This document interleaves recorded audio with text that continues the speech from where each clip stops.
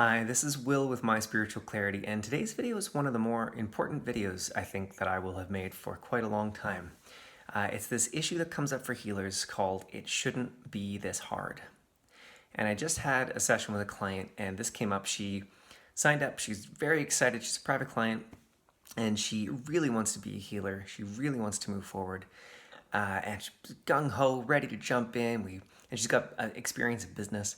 And so we dove right in, and I said, if I go too fast, just slow me down. And here's exactly what I want you to do these next 2 weeks, and here's what to say, and here's who to talk to. I gave her exactly what to do, which is what we all think that we need, just someone to tell us what to do. She came back 2 weeks later and said, I don't know what happened. For the first time in my life, I didn't do my homework. I couldn't. I was paralyzed. And she expressed a lot of her fears that, if it's this hard, maybe I'm not meant to be a healer. Maybe I shouldn't be, or I for sure shouldn't be charging money. I should just do it for free and get on with all my other businesses. She has 2 other businesses, and her work as an inventor and all these other great things. And I said, I have no skin in the game. I don't really care if you pursue this path.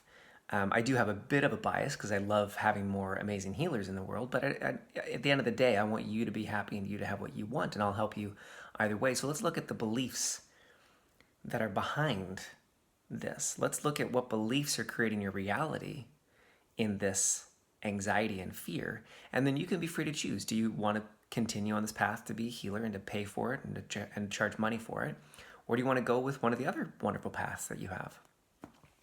And what came up was this belief of it shouldn't be this hard. That charging money and marketing herself and putting herself out there and asking people to do sessions, it shouldn't be this hard. And if that's been your experience as well, I hear you completely. I was in that place for a very long time. And I'm not anymore. But I remember how horrible it felt, how exhausting it was, how gut-wrenching it was, and often how heartbreaking it was, because I really wanted to move forward. I really did. I knew what I was capable of, or could be capable of, but I just couldn't figure out this sales thing, and I couldn't figure out this marketing thing, and I couldn't figure out this business thing of where the hell do I start.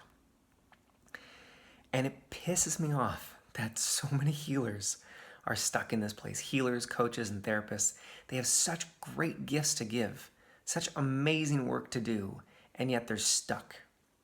And it breaks my heart that they don't have a clear plan or path. And it also breaks my heart that they think that all they need is the what to do, and that they don't really need to address, or maybe they don't realize how much they need to address, what's underneath, what's keeping them small. So I'm going to address that here with you. I have some notes that I don't miss anything. So this client said, another important point, she said, I feel like for the first time in my life I need medication or something, because I'm all over the place. And I've heard that experience from many healers, and I remember that myself as well. And when you feel like that, when you feel like you are distracted to the max, procrastinating, overwhelmed, like you're losing your mind, I want you to know it's very likely because you know exactly what to do, and you're scared as hell to do it.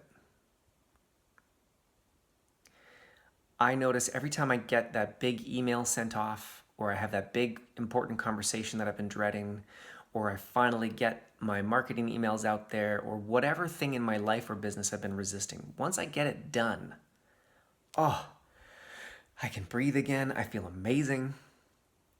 And it's the same with your healing practice. Once you are willing to move through the awkward, icky, sticky bits of asking for money for your work, putting yourself out there and being willing to have people say no.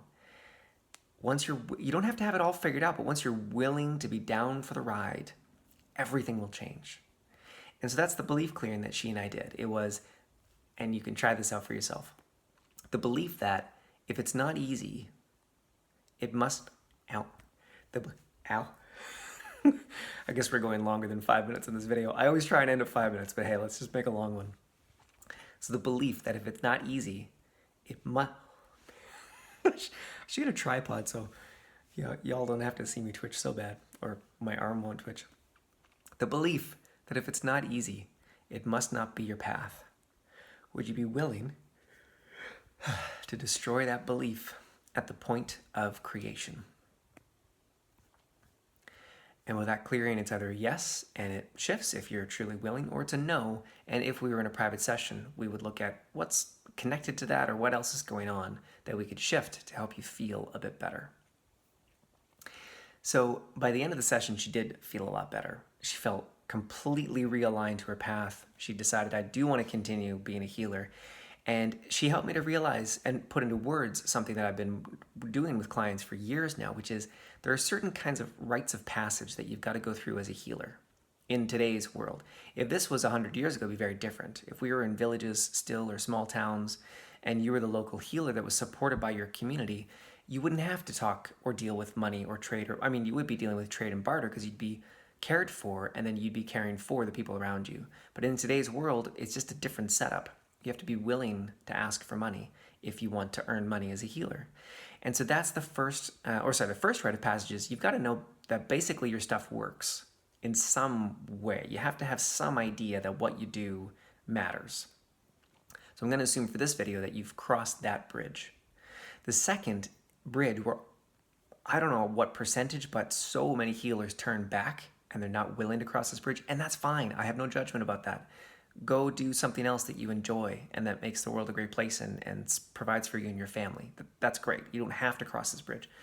But this next bridge is to be willing to go through the journey of the awkwardness, the stickiness, the stuckness, to be able to put yourself out there, be visible, be seen in some way, to ask for the sale in some way that feels good to you, to be willing to market yourself.